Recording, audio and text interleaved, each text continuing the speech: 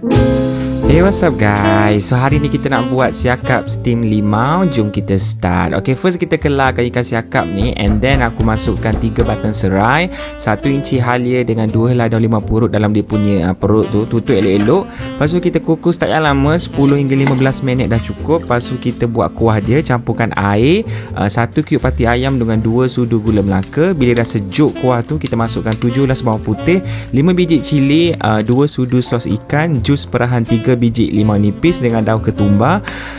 Okey, kawan-kawan, lepas tu kita tuang ke atas ikan yang dah cantik masaknya ni, and then kita tuang ke atas. Lepas tu aku tambahkan hirisan limau nipis sikit, and then kukus balik dalam 3 minit, and then, macam aku je.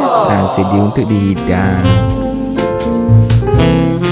So ikan siakap ni sesuai kalau korang nak makan untuk buka puasa, sebab dia ada rasa masam-masam manis, dan dia sangat juicy, makan panas-panas dengan nasi putih. Selamat cuba.